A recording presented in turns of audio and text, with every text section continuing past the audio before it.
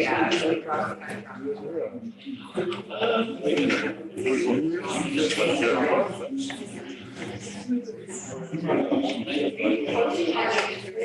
Yes, he says it's okay.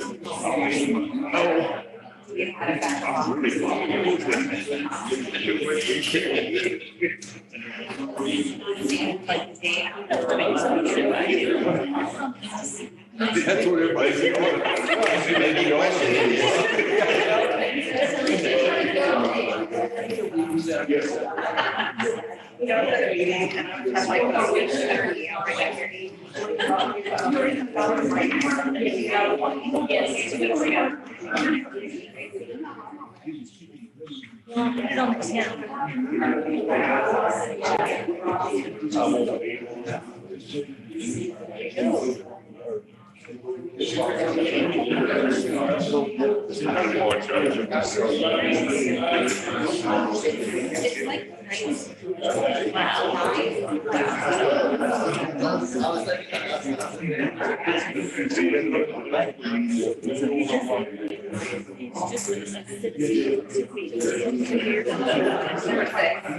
Number six.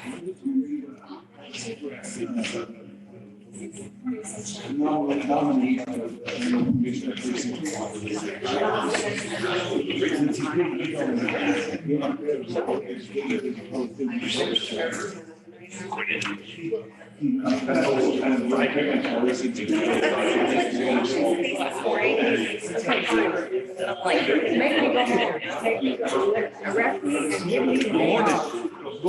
How are you, sweetheart?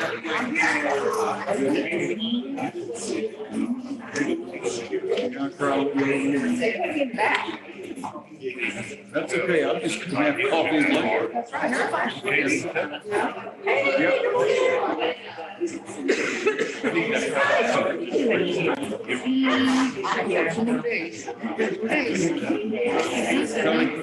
You'd be nice to me. Yes. I like it settled. Yes. It's my routine. How are you? You doing okay? I know. Once it all sits in. Where will it go? Yeah. It's gonna be great. I'm afraid I'm having to train my replacement in August. Yeah. Yeah. Hey there, how are you? You're gonna retire, good God Almighty, what the heck? I should say, finally you're gonna retire. Well, God bless you, hope that works. Thank you. 30 years old. I know. Yeah, that's I'm just coming from Midland. Okay. Yes, sir, how are you doing? Go kicking. Good deal. Still on the right side of there. Well, that's all we know for. What?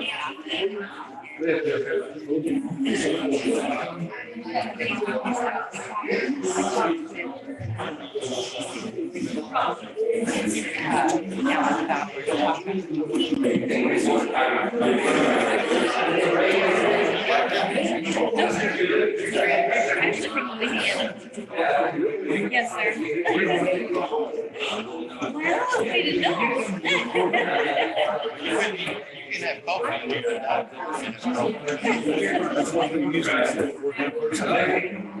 Nobody's ever tried them. He owns the track and he's got that ranch that we're trying to divide the track off. There you go. I was kind of nervous that nobody's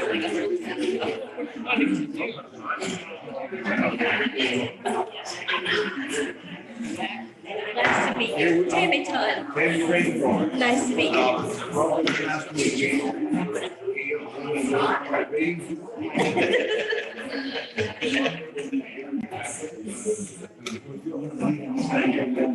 Well, thank you so much. Thank you.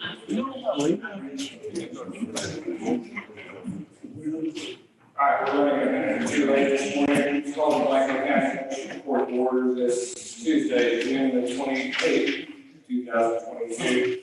Ask Ms. Wall to call the roll. Judge Gray. Here. Commissioner Weir. Here. Commissioner Ember. Commissioner Eastman, Here. Commissioner Gregor. Here. Join us in the pledge of allegiance.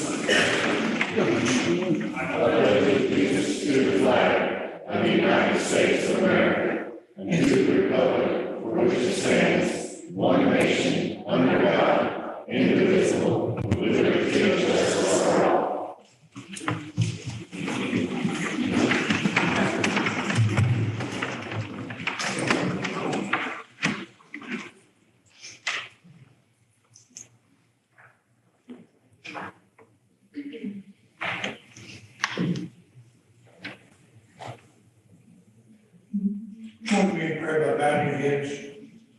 Father, good morning. Thank you for this day. Thank you, God, for the cool down and the rain that you blessed us with. But we ask and we thank you for more rain, and it's coming. We thank you, God, for the United States of America, a land of laws and a land of freedom. The word declares in Romans chapter 2, verse 15, that your laws are written on our hearts. Your holy word, the Bible, is called the law of God because it gives us the principles and precepts how to conduct our lives and be happy and be successful. And God, right now in our nation, in our communities, in our cities, in our families, in our homes, there's a lot of discouragement. We have options. We can get angry, we can give up, and we can retreat. But I plead and I ask you this morning that we return to you. We return to you as a humble people, grateful for a nation that in a week is going to celebrate its birthday, its anniversary. Thank you again. God, I thank and I pray for every person in this room, especially the judges and those in law enforcement, that you will protect them, give them wisdom, God, and give them guidance. Be with their families.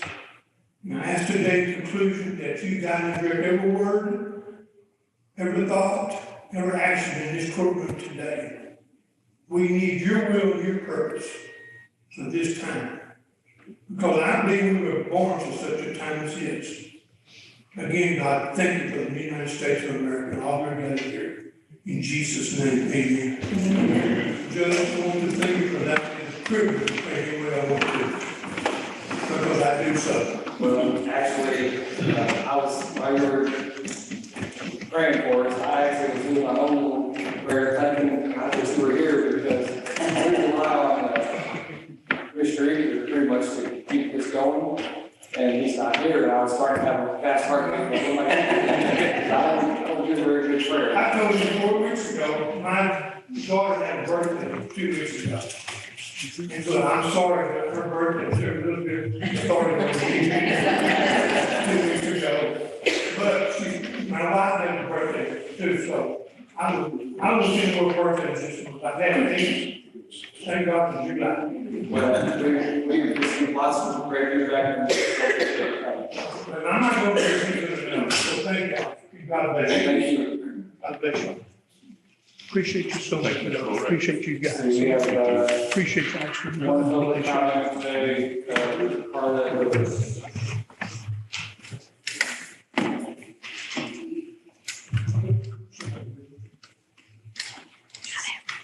Morning, Commissioners. I'm Carla Lewis. I'm County Chair for the Wellington Party of One Government of the county. I just wanted to speak for just a moment about agenda item number 6. I want to reiterate my support and our party's support for countywide polling throughout Montgomery County. Want to remind the court and the public that this item, this topic was brought before an 18-member committee back in November that broadly discussed the issue of countywide polling and what a huge benefit it would be to the entire county and every voter in the county. The 18 members voted unanimously that they supported countywide polling and to move forward. And I ask the court, appreciate the court for also supporting this as well. Thank you. Commissioners, item 1 on your agenda, fitting minutes. Slide down, my back. Okay. That's okay, just, I've seen them online, so, therefore, up for your review and possible approval. I'd like to make a motion to dispense with reading of the minutes, to approve as presented. Is there a second? Mr. Bender, discussion, all in favor, say aye. Aye. All opposed, motion carries. Item 2, on the line item transfers, I think there are 2 for you to, approve, and 1, well, 2 for you to ratify, and 1 for you to actually approve. I don't think I actually sign on the 30. I'll make a motion to ratify and approve the line of transfers as presented. Is there a second? I'll second. Mr. Weir, discussion. All in favor, say aye. Aye. All opposed, motion carries. Item 3, outstanding bills.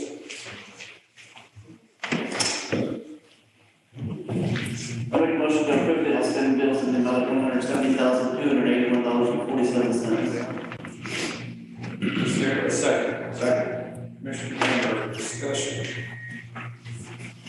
All in favor, say aye. Aye. All opposed, motion carries.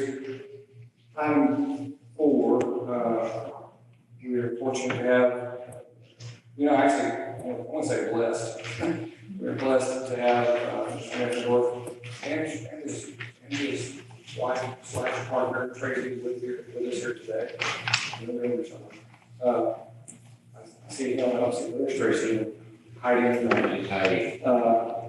And so he's prepared to give us, his review of our outside audit, and, if yes, sir, if there's something that he doesn't, that we don't understand that he says, we'll call Tracy up. Here you go.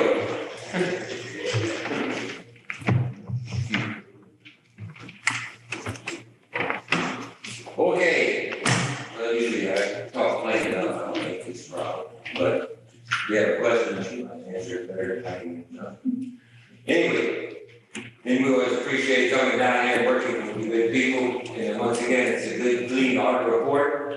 The county is still in good financial shape, and as we were talking earlier, the county is getting more complicated each year. Is with the funding sources. You were able to receive some of the COVID money, the TIA money, issue some COs, so you have a lot of projects going, and that's reflected into these financial statements and numbers. It's the amounts of your capital assets, grew over $3 million this year, and your funding sources, of course, did too, but those are not normal funding sources. Normally you collect property tax, sales tax, fees in office, and it's been pretty simple. Over the last few years, federal government's come in and kicked the money in with the COVID and TIA grants, and then you also receive some pipeline money and some COs, so it has been a little bit more complicated. But anyway, we have accounted for those sources and have come up with this audit report. And the bottom line is, we're still under GASB 34. We do 2 sets of financial statements that I explained before, where we have to include on the capital assets, depreciation, long-term debt, come up with profit and loss. And that also includes the wonderful retirement liabilities. And then the other part of it is you still do the fund financial statements where you're adopting the budget setting tax rate on. So I don't want you to get too confused as to the layout of the audit report. The first 2 schedules or exhibits I go over are those full blown with all your capital assets, depreciation, long-term debt. Then we get to the fund financial statements, and that's really where we need to concentrate on, because that's where we set the budget actually. Okay? And finally, remember, we get these retirement reports and liabilities from the TCDRS, directly from them. They do one for each county, for every member in that system. So if you ever want the full blown deal, you can go online and get these. They're about a 32-page document. And it is very interesting, especially for Miss Connie, who's going to retire soon. So she might want to pick one up and make sure they got retirement money available. But anyway, it gives you all your information you need for your particular county. And then at the end, I will point out a couple items in this report that are used to generate these financial figures, okay? We get to the audit report itself. The culmination of the audit report is to us issue an opinion on your financial statements, and that we've done on pages 1, 2, and 3. But just as we made all the financial statements of Blanco County as of full year ended September 30th, 2021. Page 2, top of the page, in our opinion, the financial statements refer to above present fairly the financial position that the county as of and for the year ended September 30th, 21. This is the stat auditor's opinion, unqualified opinion, that's what everybody wants, and you got it. The next section, management discussion analysis, pages 4 through 8 or 9, is a requirement of the Government Accounting Standards Board, where it shows a narrative description of financial highlights, gives you condensed financial statements, and it's a lot easier to read for the readers. It will cover about 5 pages, but since I'm here, I do my own summary of the statements and highlights starting on page 11. First 2 exhibits, like I said before, the GASB 34 numbers, so they include all of the capital assets, depreciation, long-term debt, and pension liability. And those numbers on page 11 reflect the total assets for the county, including all your capital assets, of over $31,723,000. Your debt, including all your long-term debt, is $9,382,000. So you have a debt position, which would be the equivalent of stockholders' equity or retained earnings for a business of over $23,195,000. So that reflects another good, strong financial position for the county. As you can see, the unrestricted portion of the net position is over $9 million. Pages 12 and 13 would be the equivalent of the net income statement. These numbers reflect depreciation as on the first column under expenses. And you can see the breakdown there by the columns, expenses, including depreciation, charges for services, these are fees of your officials, operating grants, monies you get from the state, capital grants, these are the grants you receive for various projects, and then you come up with your net expense, and how it's financed, shown below, or general revenues for property taxes, sales tax, other taxes, and you can see your total change positive or net income for the year was $3,735,196. So the net position increased from 19 million to 23 million. So it's another good operating year for the county. Pages 14 and 15, you start fund financial statements. These are more important for y'all as the body that sets the tax rate and adopts the budget. These give you the fund numbers by funds, and it shows on page 14 across the top. Your major funds, the general fund, the road and bridge, capital projects, the other funds, including the special revenue funds, that service fund, and the total. And of course, the assets for the general fund at the end of the year, anticipated of cash and investments, $9,962,000. Your liability, $751,000, fund balance, a little over $9 million. Same way with road and bridge, the assets exceed liabilities, you have $1,106,000 fund balance, road and bridge. Capital project, of course, this is the fund where you account for the COs that you just issued right before prior to year end. And yeah, you spent the money, so most of that money, $1,582,000 is still sitting in cash and fund balance. And then you have your special revenue funds, your debt service funds. So you can see overall on the fund basis, the county total assets of $15,516,000, liabilities $2,207,000, so you have a fund balance $13,111,823. Those reflect good adequate fund balances for the county. And you can see on page 16, we take the fund balance, now we're going to get to the GASB 34 numbers. Those reconcile items are listed there. Of course, they have to do with adding back your capital assets minus your accumulated depreciation minus your long-term debt and your current year capital outlay long-term debt. Principal payments, subtract your depreciation expense, and adjusted for your retirement probate liability. And so that gives you the accounting for how you get from the fund statements to the GASB 34. Pages 17 and 18 are the revenues and expenditures by fund on the fund basis.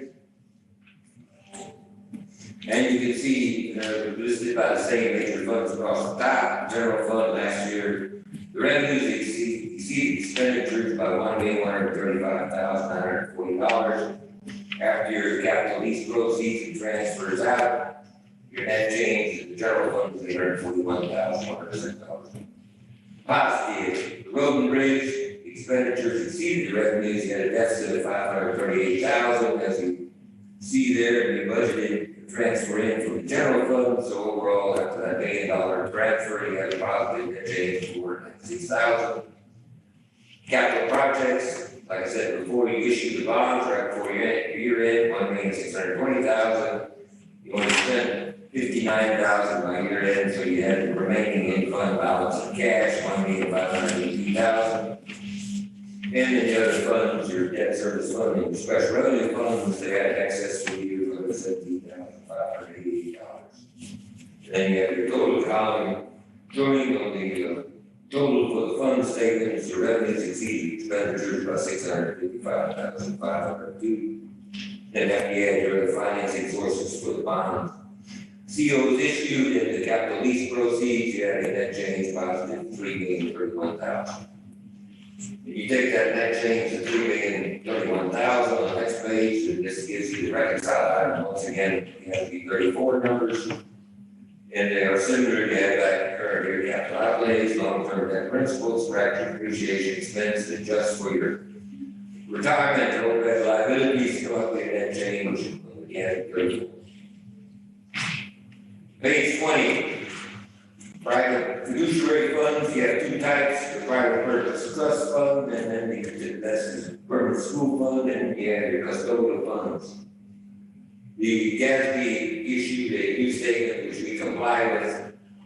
If you recall, the custodial fund used to be called agency funds. That's where they were agency funds, the amounts held by the various officials that would be back to the state. And now we have to call them as custodial funds. So it's basically a change in the name of what they were called, and also that is now shown as a net position. And there you see the numbers are reflected there. The reason why the custodial amounts for the last 2 years have been a lot higher is the pipeline money that's still sitting in the district clerk accounts that has been distributed out.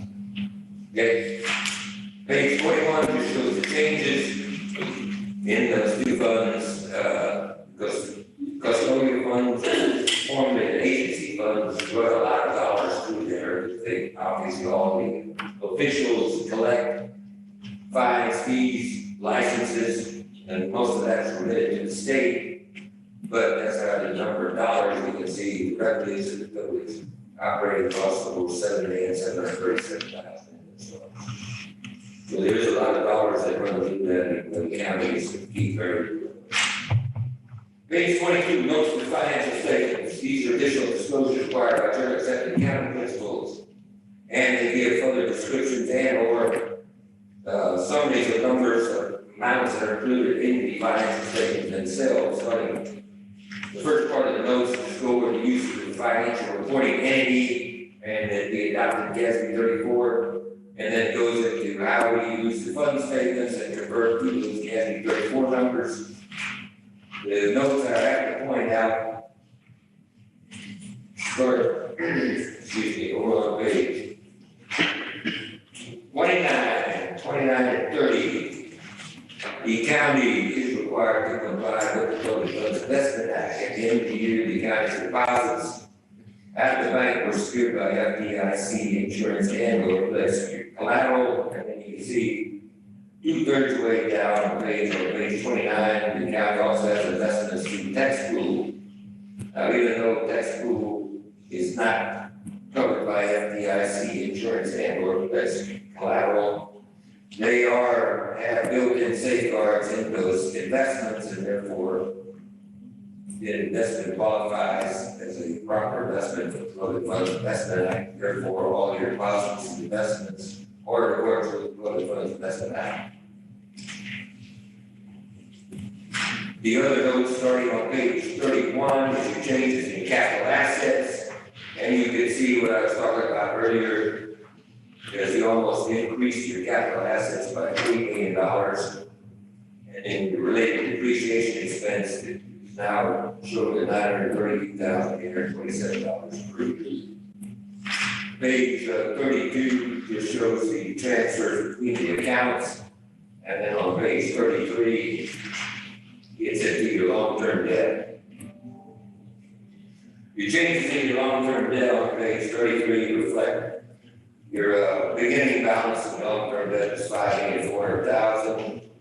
You issued the tax COs and capital leases increased to $2,376,000 as you retired, $1,123,000, and therefore your debt at the end of the year was $6,671,736.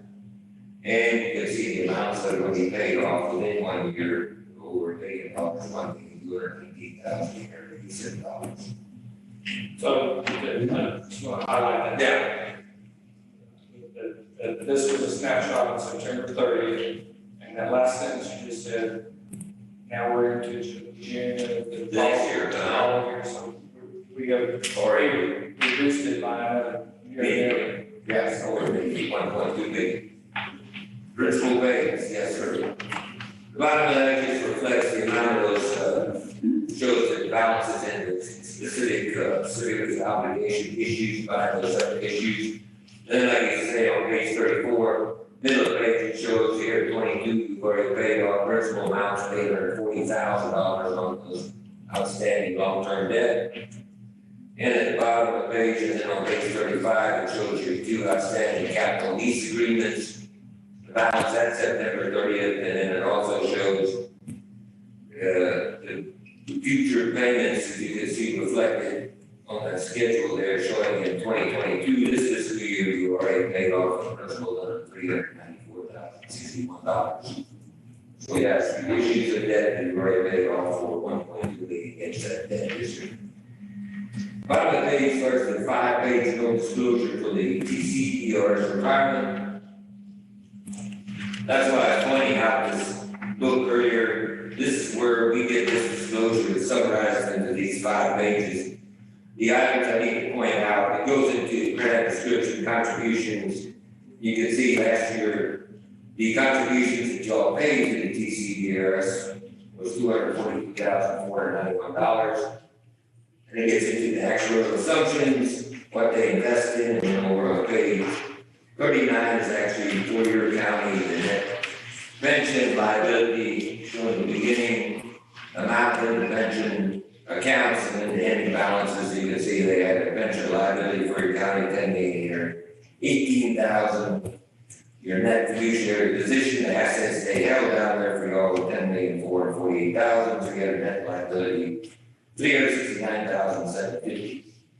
Bottom of the page shows a key item that is based on a discount rate of 7.6%. If that were to decrease, your liability would then become $1,625,848. Were to increase, you would have a net asset of $694,453. So you see, it is a sensitive number based on that discount rate. And then also the next note, starting on page 41, is the OPEB. When I say OPEB, it's other post-employment benefit. And that is the group term might also do the TCERS as they pay a $5,000 death benefit to a retiree upon their death. And that is considered an OPEB or other post-employee benefit. Therefore, it is also subject to the actual evaluation. And that's what this note disclosure shows. The contribution description and your liability is reflected for this benefit on page 43, $231,504. And you remember for this benefit, there is no funding. It's on a pay-as-you-go method, so only a small portion of the amount you send to the TCERS pays for this benefit. And therefore, it's called an unfunded liability. your contribution for this benefit for last year is shown top of page 42, the cost is $17,720 for this benefit. The other notes are standard disclosures, where we have to include items as reflected in financial statements, and we have to do a prior period adjustment, as I said before, for the CASB 84. With the recording of the custodial funds that used to be called emergency funds. Two schedules in the back that are important and key for the county of pages 46 and 47, the budget actual numbers. This shows the statements, how you did compare to the budget. In the general fund, of course, your budget amount for revenues, you exceeded the budget amount by $2,136,000. The expenditure side, also your expenditures exceeded your budget amount by $283,104. So overall, you had planned a deficit and it was positive numbers, so you had a positive variance to the budget. The reason why some of those, the bulk of the excess of the expenditure side was the reimbursements from the grants were recorded against the expense, and we had to record in the audit world, we record the revenues and the expenditures. So you see, you know, you spent more than you took in on the revenue side, you took in a lot more than you budgeted, so you still came out with the budget. And on page 47, it shows for the road and bridge fund, your revenues exceeded your expenditures. Your revenues were in excess of what you had budgeted by $117,717, positive variance in the budget. Your expenditures were below what you had budgeted, positive variance $354,309. So in both cases, you had positive variances to the budget that were, after your transfer, your increase in fund balance was road and bridge was $496,096. The next section on page 48, 49 is a summary of the retirement liability. And it goes through now 8 years, so eventually be 10 years of disclosure. The items that I tell everybody to reflect on are items down at C and D. Your net pension liability, you can see, and then the year was $369,000, but it was 96.58% funded. And you can see over the period of time, you've been at 90 plus funding. So your government system so far has been in good shape. Page 51 shows your contributions. Like I said before, the county made the required contributions each year, and therefore that's shown and reflected on that statement. Page 53 shows the OPEB liability. And this, like I said before, is that $5,000 supplemental death benefit. And it is not funded, so therefore you can see what your liability basically increases each year as more people retire. And that benefit costs you $17,000 per year. The final section shows the individual funds that make up all of your other special revenue funds, and those are listed on pages 55 to the end. It shows the assets and liabilities for each one of those special revenue funds, the debt service fund. Excuse me. And then starting on page 61 to the end, you get the revenues and expenditures for each one of those special revenue funds, and then total which ties to the fund statements. In the back, there's 2 letters. The first letter, in addition to our audit, we had a test for internal control use over financial reporting compliance with laws, contracts, and grants. And the internal control use over financial reporting, we found no material weaknesses. And our test was compliant with laws, contracts, and grants, we found instances of non-compliance, so those are both good. Final letter in the back, we, the independent auditor, have provided to you, the governing body, these items that are listed in accordance with government audit standards. Specific audit findings, of course, there were none. We've adopted GASB 84, and we've also complied with all the government accounting standard board statements. There were no difficulties counting performing the audit, no correct or incorrect misstatement, no disagreements with management, and no other consultation or other findings or audit issues that we're required to disclose to all the governing body other than under the bottom section. And these are not material weaknesses, but there are comments and recommendations for improvements for your record keeping and your reporting. Under the grant award and revenues and expenditures, that's what I said before, on the budget statement, that you should include the reconciliation of the grant manager's reconciliation of the grant award and expenditure to the general ledger, and therefore the treasurer can properly report revenues and expenditures heading, and that's what the last item recommendation there is booking both sides as revenue and expenditure, therefore you won't have to worry about the budget. Budgeting is neutral because you're taking in the money and spending it, okay? So just a matter of the semantics of recording property and general. And that's it. The other item I want to point out, once again, everything is good as far as the audit report, but they're as far as the retirement system, tell all the entities that we do work with, there's some key assumptions that they use in actual assumptions. If you look on page 52, they give their actual assumptions. And one of them that they use in developing all the liabilities is inflation. And they're using 2.5% inflation rate. And what is it?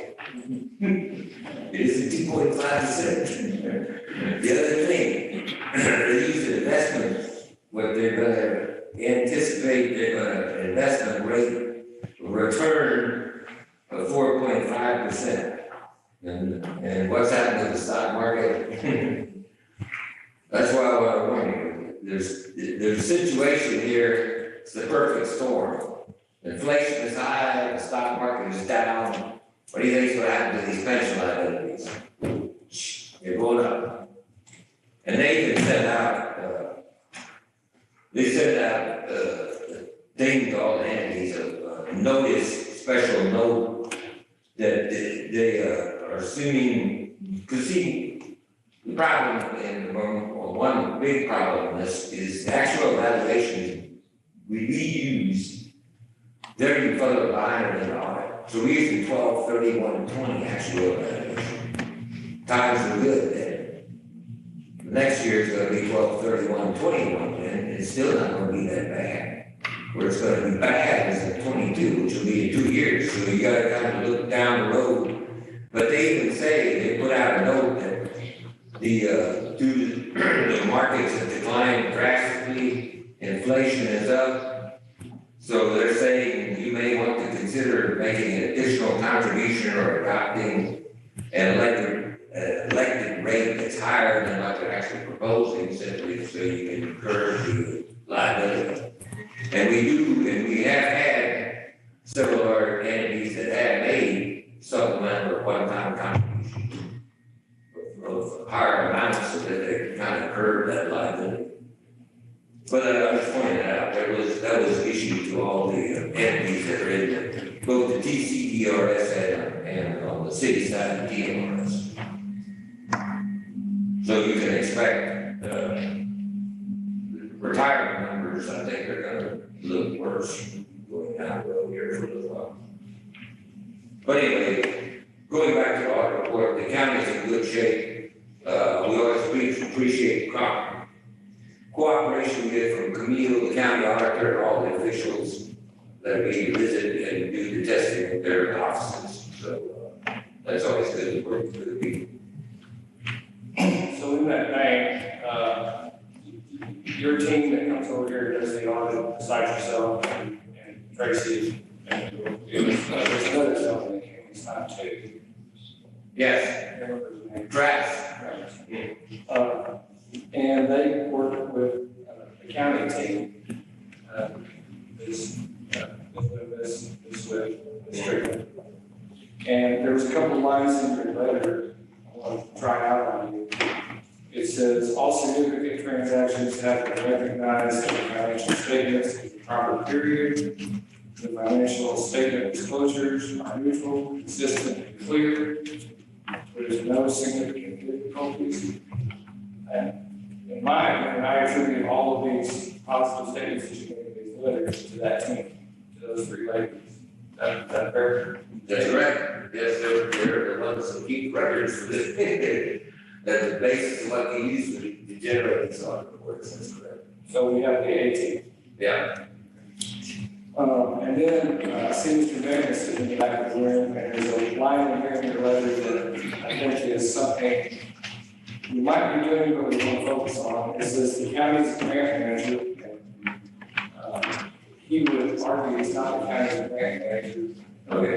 Because it's sort of. Yes. Okay. But it says the county's grant manager prepare a reconciliation of the grant awards and expenditures. We recommend a copy of the reconciliation be provided to the county treasurer for proper recording of grants in the general ledger. So I think we need some maybe more communication in that area. Right. Yeah, because he does a good spreadsheet. Yeah. And then, one other thing for me, I think, in a little bit, I'm going to be asking commissioners to consider adding some funds into the project line for precinct 1 to finish the train release project in this fiscal year. And we've got two major projects going on right now. One is in precinct 4, but it seems to be pretty well funded at the moment. And we have one in precinct 1 that does not have enough funding. And we're either gonna have to wait until next fiscal year or draw from the fund balance of the bridge. I'm guessing around $200,000 to $300,000, maybe more or less to finish it. If the commissioners were to go ahead and agree to make that kind of withdrawal or transfer to that line item of that project, would you see that as appropriate or inappropriate or okay to do? Well, yeah, because I think you have adequate fund balance for the bridge fund. So the other thing we recommend, if you're gonna do that, then you should amend the budget, so you account for the additional money you're gonna spend with the stipulation that you're taking out of prior year surplus of fund balance. So, because you had $400,000 or $500,000, excuse me, you had $354,000 left in this budget that you didn't spend. And that's accumulated, so you got over $1 million in fund balance again, that you accumulated with not spending by the amounts of budget. And so you can, if you have projects that are due, because that happens a lot, you know, the way things are. Even if you get to find people that actually do work, it might be 6 months down the road.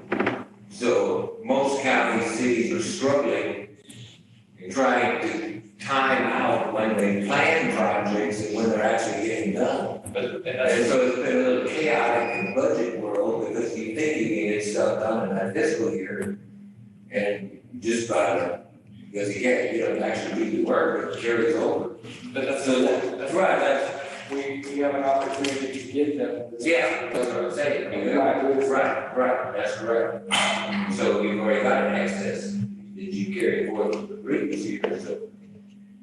Because those even in that budget, account for the, those spend over the amount of fund balance, you already good to go.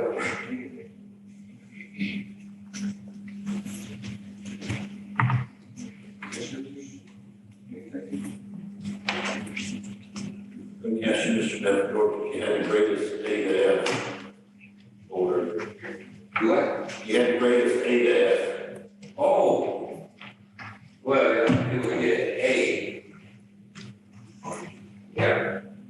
Luckily, we do work for about 9 counties, most of them southern next area, they're all in good financial shape. We do a couple of them out west, but of course, they don't have the funding for sales tax and property tax and the others, so they're kind of on the, right on the borderline of their, but they do maintain fund balances. Most of these in the Southern Flex area, lucky over the years, they've had good, well one, judges and commissioners that they've accumulated some fund balance. That's good luck.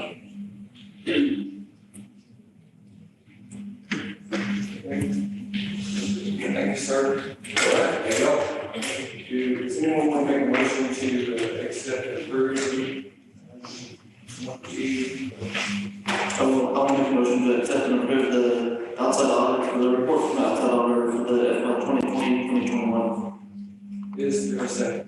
Second. Commissioner Revere, discussion. All in favor, say aye. Aye. All opposed, motion carries. All right, thank you all. Thank you, sir. Let it rain. More. I guess as you're walking out the door, I guess we just want to say thank you to both of you. I know you said you have 9 counties, but I also know, I said this before, but I know that you reduced the herd because you didn't want to have quite so many, and we were lucky to get to stay with you. Sure, we appreciate it. We Yes, sir. appreciate y'all. You bet. Commissioners, one of my favorite items ever, Commissioner Court, is this next one, proposed resolution recognizing, first responder here in Michael County. And I think we're the resolution 3, am I wrong? Oh, you're right. So anyway, and as you can see from the proposed proclamation, we recognize our appreciation for all of our first responders. I don't think you could ever do that. The gentleman to my right knows that full well in the last couple of days. The fires and such that are going on. Not only our first responders, but our neighbors' first responders.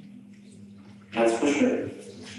So with that being said, I'd like to make a motion, proclaiming and declaring, July 2022 as the first responders month in Platte County.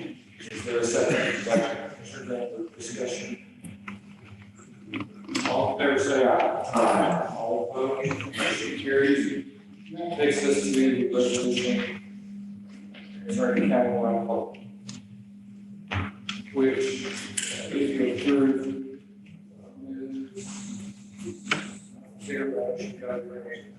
Ms. Gates, will be including in the packet, I think, our application will be very shortly. I'm sure one of you, with or without a kiss, but if you approve this resolution, I think it would be.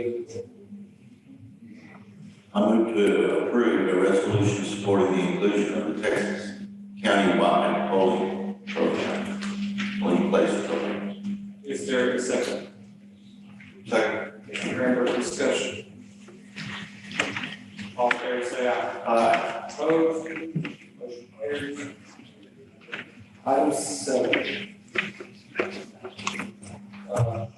Last month, it's funny, in a way, it's kind of a clerical error. We needed to round up to 3. We had 3 written down, and I said 2, so we need to add one more person to the,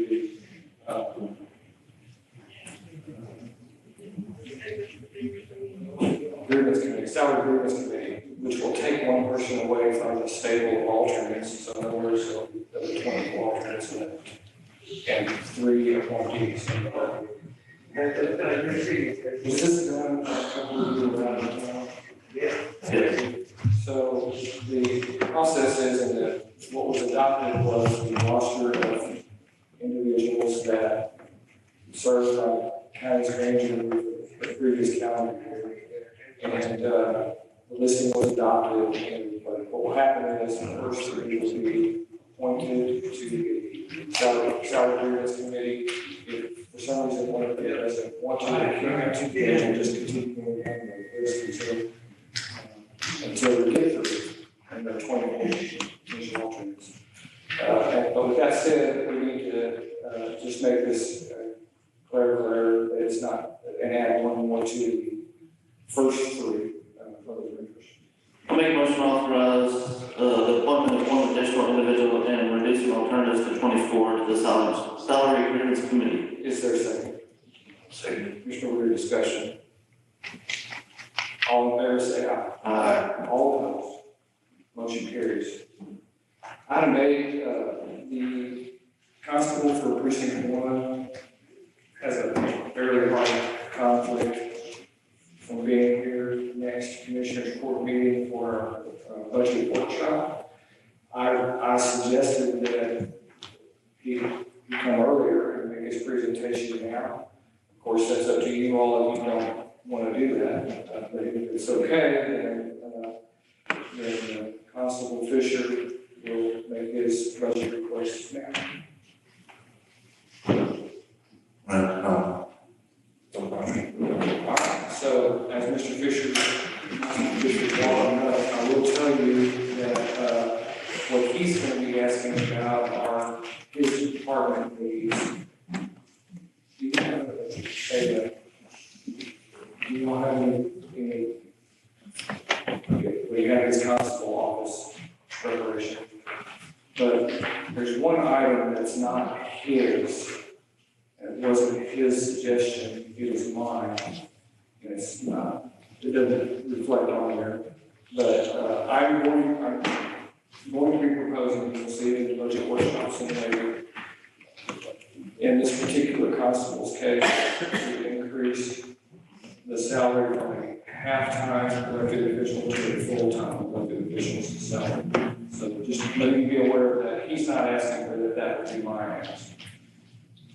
Thank you, Commissioners, Judge. I appreciate you allowing me to present early. I can't thank you enough. Thank you all enough. My family can't thank you enough. With that being said, I appreciate it. It is the mission of the Blanco County Precinct 1 Constable's Office to vigorously pursue and improve quality of life for the citizens, as well as ensure the safety and security of the general public. Through the hard work of this office, we will carry out our duties by formulating a strong, collaborative partnership with all local and state agencies. We will enforce the law equally, without bias, to the highest ethical standards possible, and by providing professional service to our constituents and the community at large. This office will accomplish its mission through community policing and preserving the peace and dignity of this community in the great state of Texas by acting effectively and in service of enforcement arms of justice. With the ever-growing population of Precinct 1 and considering the new housing additions across Blanco County and in Precinct 1, it is this office's intention to prepare for the increased needs for these new Blanco County citizens.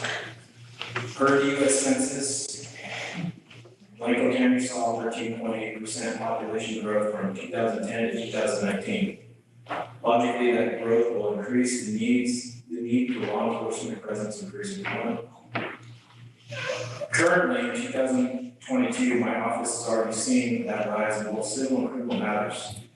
The statistical performance of this office for the current fiscal year to date, as compared to last year, has risen across the board.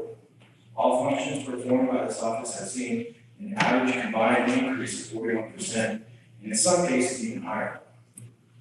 It is the goal of this office to increase presence in all parts of Precinct 1 and Blanco County as a whole. I aim to place a high priority on remote areas, as the population growth previously in uninhabited areas will see the establishment of new subdivisions. I predict an increase in environmental crimes and illegal conduct as developments spring up, and these are commonly associated with large construction projects. Environmental crimes and illegal dumping can potentially is a potential threat to Blanco County and the surrounding areas. The addition of a part-time deputy would allow for greater coverage in these remote areas. He or she can dedicate more time to a wider area of the precinct, as well as the entire county. The deputy would respond to civil, criminal, and environmental matters generated by reporting agencies in and outside the county, as well as residents of Blanco County. We With this coverage comes quicker response times for citizens and increased presence for the precinct one constable's office, which would help deter crime as we see increased traffic across the precinct and throughout Blanco County. It's no secret that we will continue to see a population increase. As new subdivisions are added, the influx of individuals is stemming from more urbanized areas. As these city dwellers enter our county, they bring with them an expectation of quicker response times and higher visibility than law enforcement presence. This deputy will ensure a consistent presence in Blanco County when I'm unavailable or performing other functions because of decreased burdens on my time. At this time last year, I worked 1,299 hours as compared to the current fiscal year to date where I worked 1,331 hours. A 22% increase in my hours worked. However, my office already generated 17% more calls for service this fiscal year. That increase is becoming more evident as I worked 210 hours in April and another 200 in May. So far in the fiscal year ending 2022, this office is seeing faster rise in nearly all our civil and criminal functions. Some examples of this are administrative roles and duties, which have increased this fiscal year by 62%, 534 hours to 866 hours so far. Daily functions have gone from 91.5 hours to 146 hours, increasing 59%. My generated calls for service last fiscal year were 425, and my office is already currently at 561.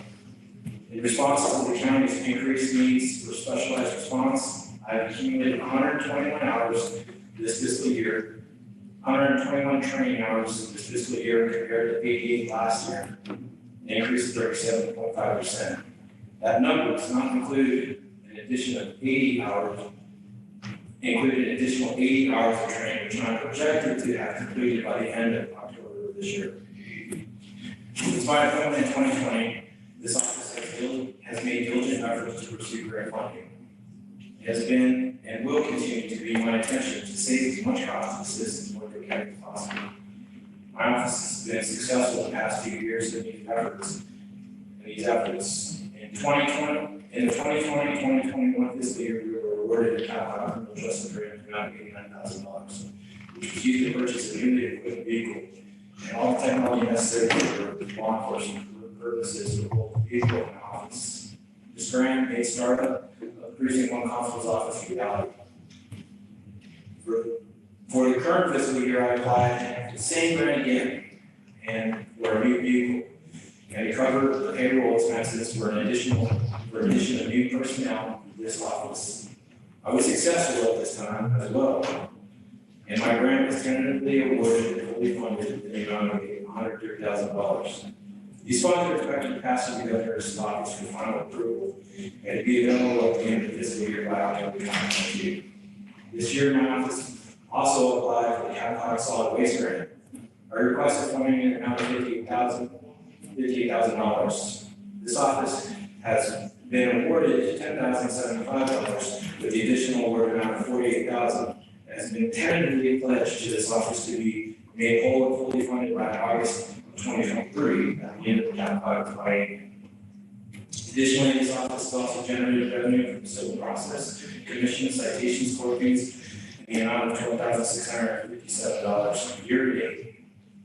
The projected end fiscal year total is $25,314. This revenue is also an increase from the 2020-2021 fiscal year. A part-time deputy would alleviate some of the workload on my office and would allow for a greater presence and assistance to the people of Blanco County. Primary responsibilities of this deputy would be patrol, traffic, enforcement, civil process, court, bailiff, and environmental investigations within Blanco County. When I entered the office, I knew I was entering a leadership role for a law enforcement agency, an area of the country that was growing faster than almost anywhere else. I knew that would mean I would need to immediately prepare for the future, both by increasing my workload and my presence. I feel I've accomplished these objectives today. I can assure the support and the citizens of my precinct that I will continue to not only meet those objectives, but I will also strive to reach beyond them. I ask that you support my request and help increase my efforts to serve the people of this county.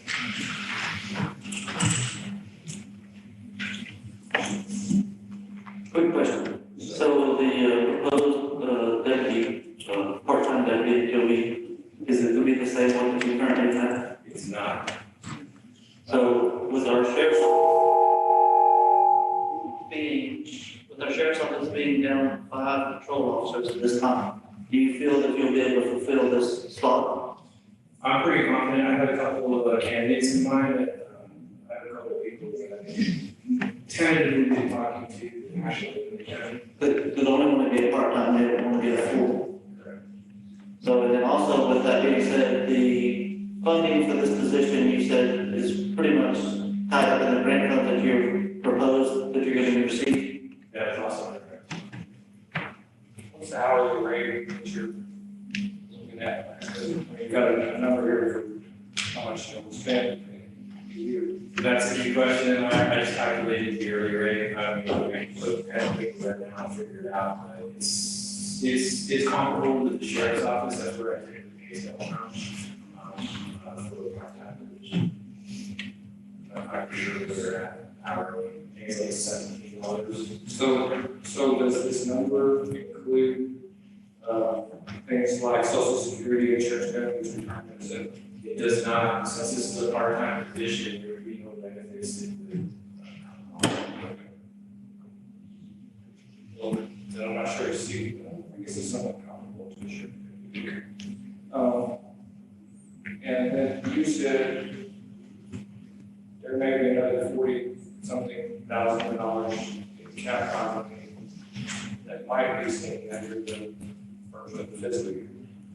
Yeah, so the solid waste grant, we were tentatively awarded, we were awarded $9,500. Somehow or another got increased another $1,000 for $500 during our last correspondence.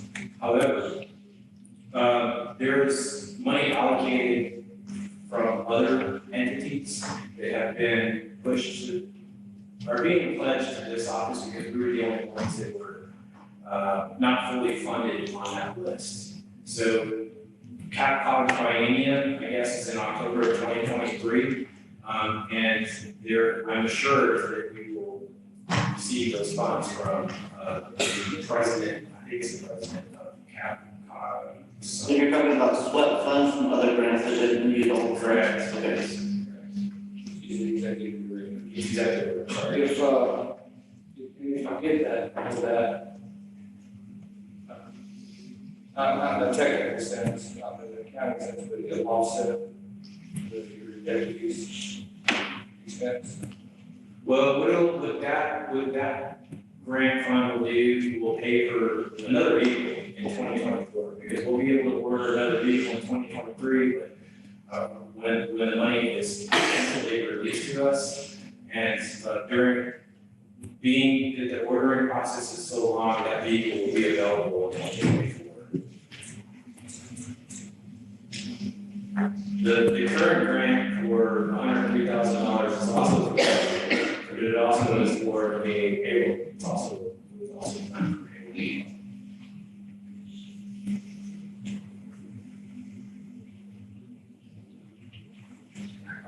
You're not gonna spend it on this, the current grant, it's for this fiscal year. correct.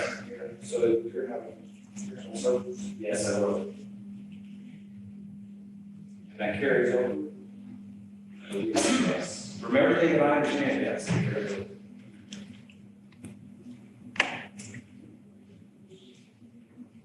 Typically, this is your first budget workshop, is it not?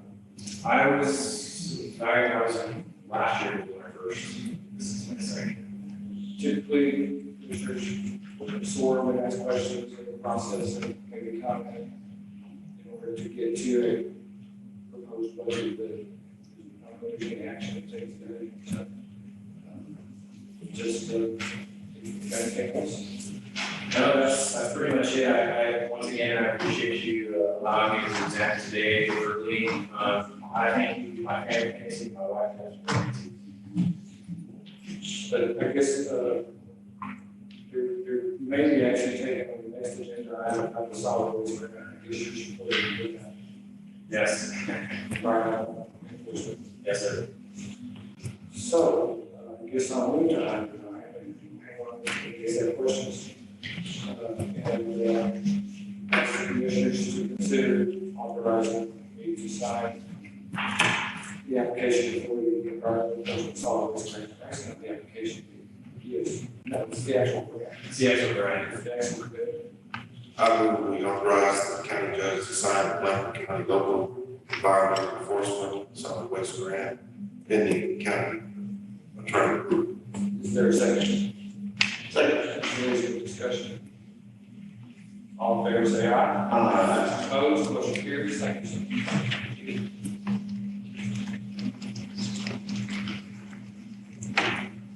The opportunity for agreement with Con Street is a continuation from, what, 2 years ago now, or 3 years ago?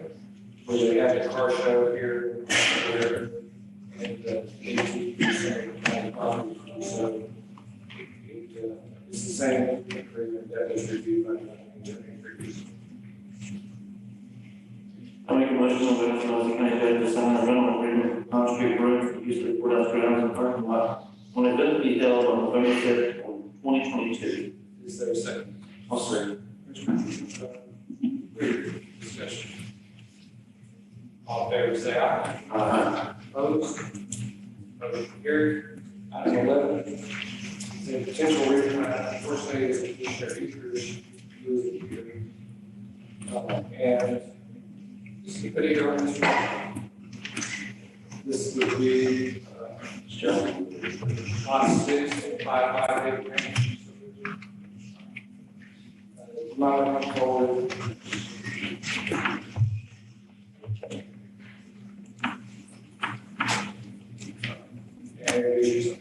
Good morning, my name is Robert Cohen.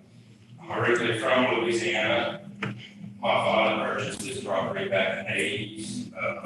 Passed away several years and donated it back to me. We're asking to subdivide 5 acres off. We have 24.5 acres and we're asking for taking 5 off of it. Can you spell your last name? T-O-N-N. And, you have 24.5, you want to split off 5, this is out by the this is not by the stamp. Yes. And what's the plan for that 5 acres? We're putting it up for sale.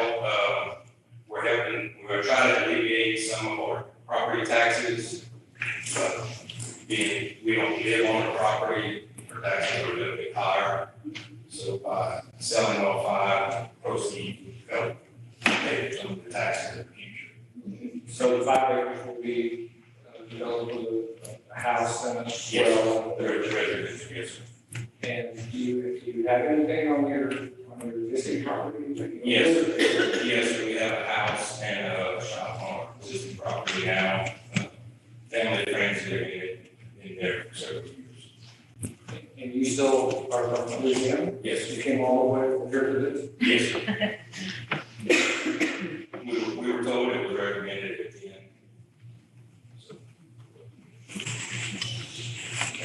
You're putting me in a spot personally,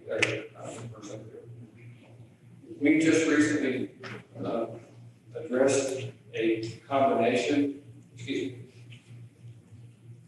well, the situation was slightly different, but it is a subdivision that was platted. And then somebody came along and put together some lots, replatted it into a bigger lot. And then somebody else came along and decided to break it apart again. And the Commissioner's Court in general doesn't feel like that's a great idea. And so this is a little different because your tract was never combined with other tracts. It's just was developed originally as this. But the Stanton Ranch property is kind of interesting. And I guess the philosophical angst that I have is it feels like we just approved a subdivision and a plan for how that subdivision was gonna go and look. And it's going to be large acre lots like you have for 28.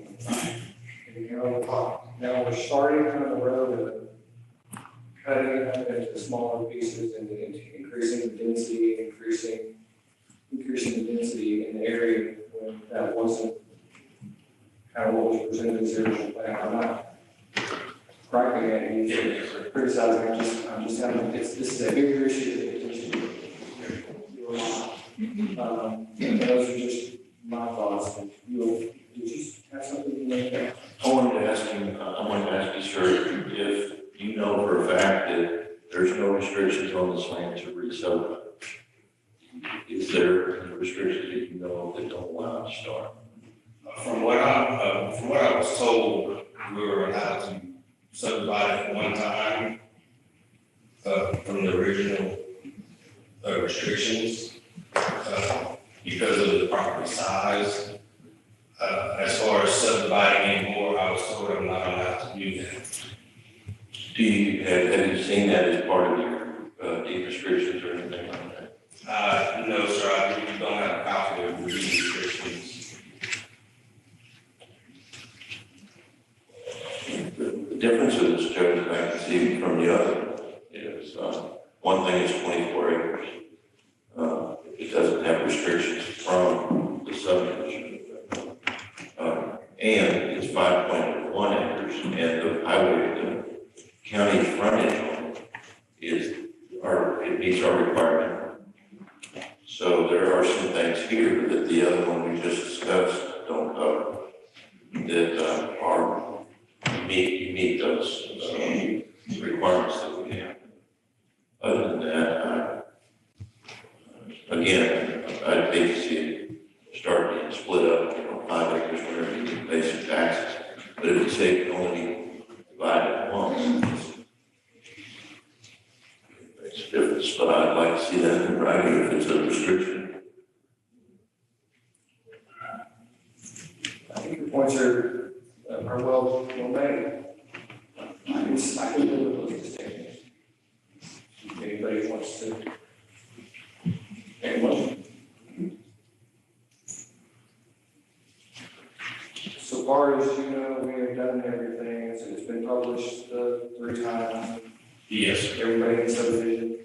Everything's been done. Been published 3 times, I've notified everyone in the subdivision, certified return receipt mail. Okay, I will make a motion to allow the subdividing of this particular plot from 24 4.89 or 8 down to lot 6A, 19.87 acres, and lot 6B of 5.01 acres. Once everything's recorded, I'll be to the bank. Is there a second? Second. Is there any discussion? Do you ever plan on, I mean, that sounds like you just did. Do you plan on eventually moving here or Louisiana? My plans, with my wife's approval, when we retire, I do plan on moving out here. That was the big reason, we've come out ever since I was in high school, and we come out with my family. We bring our children now, they come without us. So yes, the plan is, within the next 10 to 12 years after retirement to move out here. So in 10 years, let's say, when you come out here, if it's twice the size, there's twice as many people and twice as many houses as there is now because we cut up each track, you're okay with that? Yes, I mean, it's grown from the 80s to now, it's multiplied by, I don't know how much, even the last 5 years, what it's standing and cutting all that. It shows growth, what's gonna happen. Anything else? All in favor, say aye. Aye. All opposed? Motion carries. Thank you. You're good. Item 12, invoice from Second Associates. So this item here, what happened, this is a that was taking place, on Lincoln Smith Road. And, the subdivision, after going through their preliminary plat, decided that the cost of the infrastructure that it was gonna take to finish it with the help of, Bill State Associates Engineering, to determine the style of the low water crossings that were gonna be required, they pulled out. So they paid all their fees, so they paid their money for everything, but they left, Dustin and Associates without any payment. So it's my intention, since they work on our behalf, I'd like to pay them what they put in there. And when we look at our subdivision rules and regulations again, maybe we'll change the process and move that engineering firm into a contract with the county as opposed to a contract with the developer. So I'd like to make a motion to pay the invoice for Bassett and Associates in the amount of $5,126.25 for the review and the design engineering of the defunct subdivision of Twin Oaks Estates. Is there a second? Second. Commissioner Rea, discussion. So essentially, regardless of what we do in the future, Dissett Associates was acting as the county's agent. They were working on our behalf, reviewing the plans and the civil engineering and determining the size and the locations of all low water crossings and road bridges. And as they were doing work for us, we were justifying paying them for that work. Correct. Any further discussion? All in favor, say aye. Aye. All opposed, motion carries. Item 13 is a replat. Commissioner Rea. There was a 3-foot improper placement of a house on a lot, it's about J. Correct that, they're going to combine lot 1384, 1385. That corrects that, improper placement of the house. Everything else appears to is back on track, so I would move that we approve the replat of lot 1384 and 1385 in the Rockland subdivision. Be known as 1384A and 1385. Is there a second? Second. Commissioner Rea, discussion. So they're not actually combining, they're just moving the line. They're correcting an error, I think. Yes. All in favor, say aye. Aye. All opposed, motion carries. Item 14. And this one is a replat. They're putting together lot 1096 and 1097 to make a combined lot known as 1096A. I move we approve that replat. Is there a second? Second. Commissioner Eastman, discussion. All in favor, say aye. Aye. All opposed, motion carries. Item 15. This is another 1644 and 1645 Rockland J. Combining the lots we know as 1644A. I move we approve that replat. Is there a second? Commissioner Eastman, discussion. All in favor, say aye. Aye. All opposed, motion carries. Item 16. This is another replat in Las Colinas. These are lots 1A and 2. The new lots to be known as 1AR, 2R1, and 2R2. Now, this is a large subdivision, but I would approve that replat. Is there a second? Commissioner Rea. What did you just say? How this is? It's a, I believe we approve it. This is not like a rock, okay, these are They're large tracks. large tracks. Discussion. All in favor, say aye. Aye. All opposed, motion carries. Item 17, Burton Ban, which expires today, I think. And you can see from the maps, we remain in a rather high, despite the rain. Well, this map was produced this morning. I make a motion that we keep the burn ban on till, when do we have to, June, July? March 12th is the next meeting. What's the following? 26. Yeah, so So let's make a motion extend the burn ban until July 26th, and then I'll second. Commissioner Weir, seconds, discussion.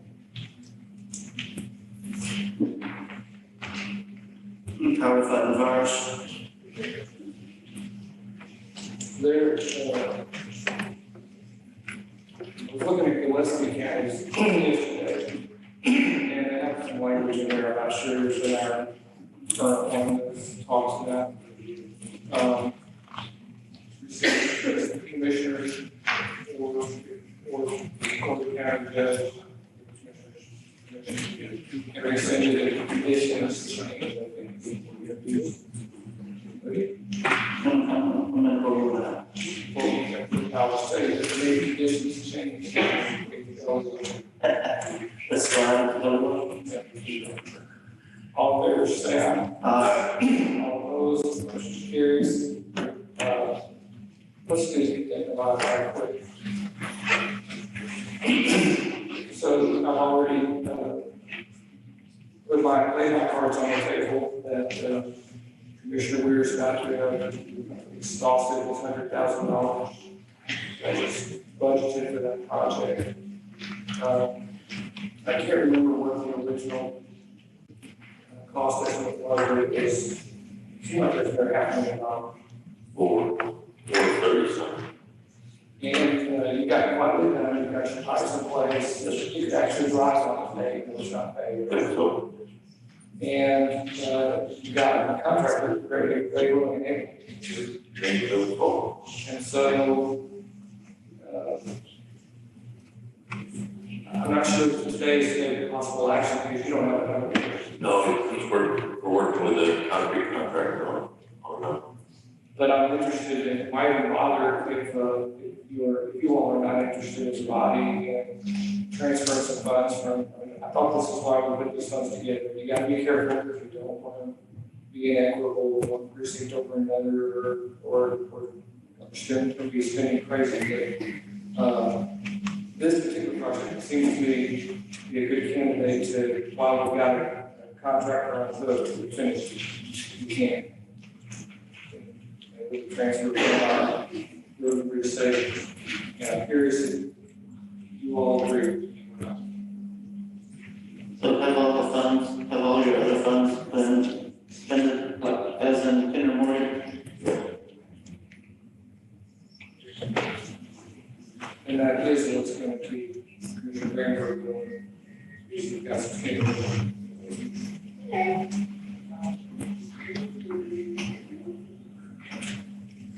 So I won't have an issue, as long as the cost is within the bounds of what we have in our balance, our fund balance.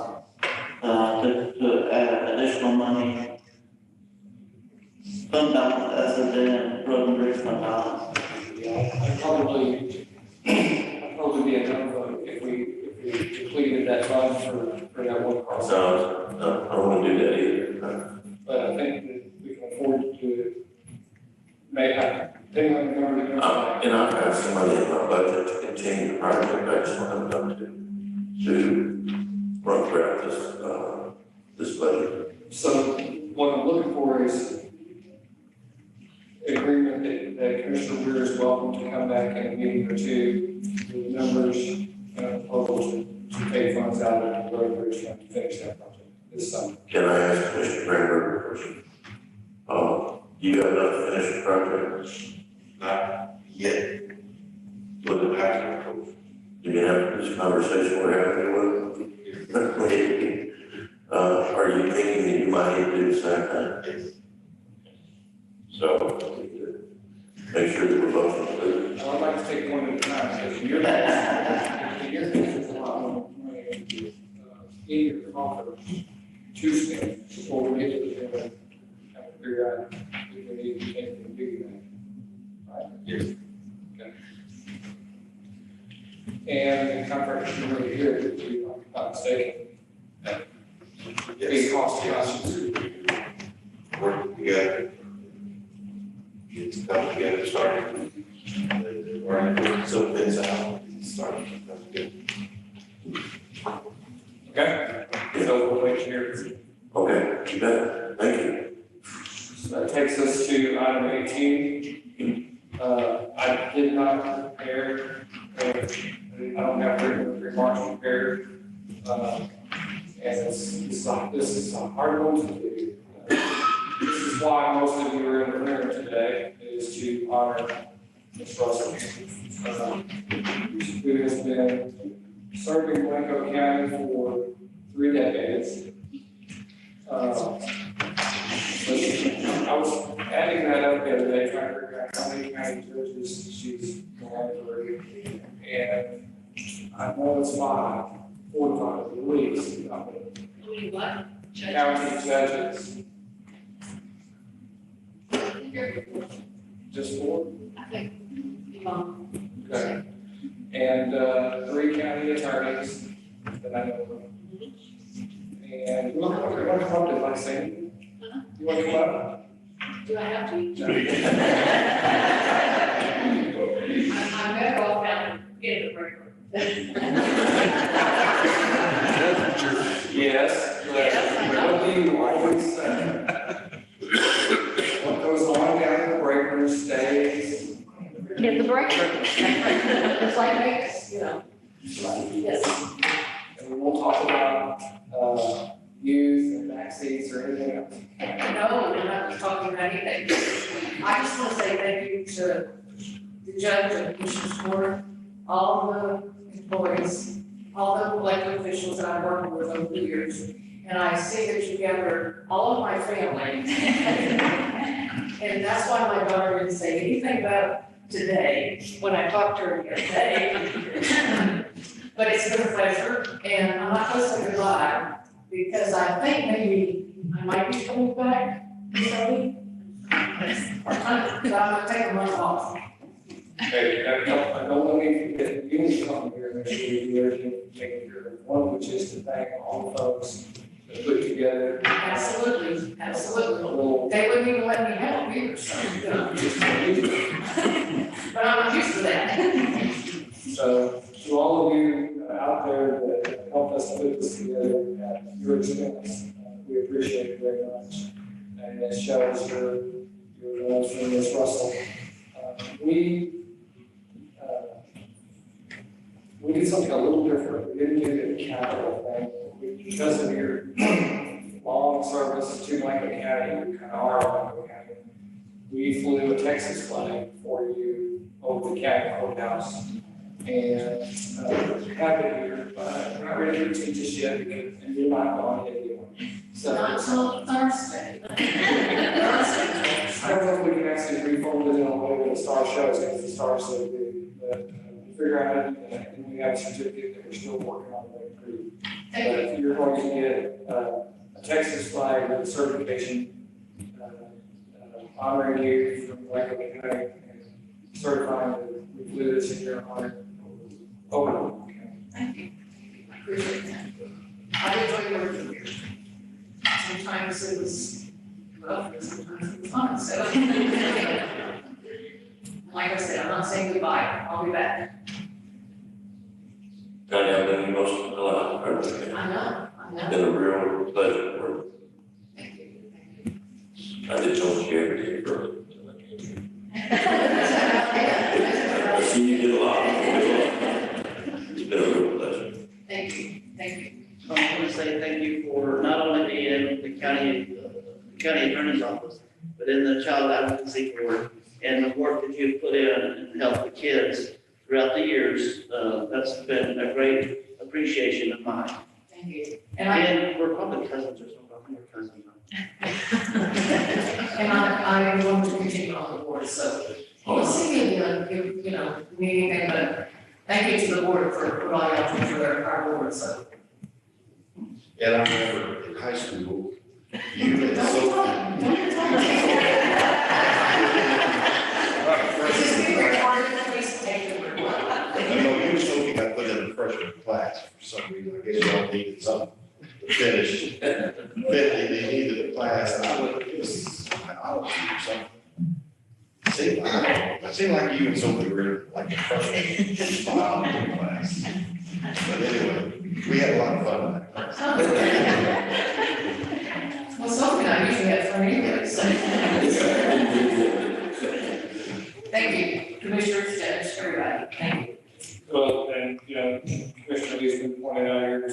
on the child advocacy board, and you do that. But I wonder if we could even enumerate all the things that you have done for us over the years. The jobs you held, that you're a backstop for County number 2, and you've been a backstop for Kathy before her. Yeah, I've worn a lot of things, but I felt that was my job and I enjoyed it. And that's my responsibility to step up to the plate, do whatever needed help, so I think that's just the way I was raised, so. I think one of the most interesting jobs you do that totally go unnoticed is, we have an HR department, and she has to hear everybody's concerns all day long, all the time, and she doesn't have anybody with that too. And I think you wind up being, the counselor. I'm her sounding board. Counselor for the council. Well, she has my number, so she can vent to me over the phone, so. Well, I just won't play this any longer, but the words aren't really adequate. Thank you for all you've done. And I guess one last thing I'll just point out that you come by it pretty honestly because your family has I wonder how many decades of history that Waco County serves. County your dad. My dad served for 40 years, Yeah. and my brother worked for PBC for 40 years. Yeah. He tried to get me to work for 40 years, but I said, no way, because I need a wheelchair, so. I don't know. But now he's glad that I retired, I think, so. Thank y'all, everybody. Thank you.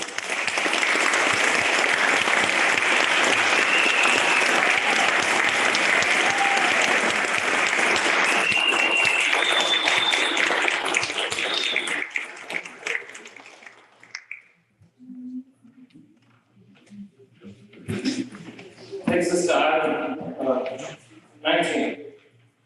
Make motion we adjourn. Mr. Member, all fair say aye. Opposed, motion carries for adjournment.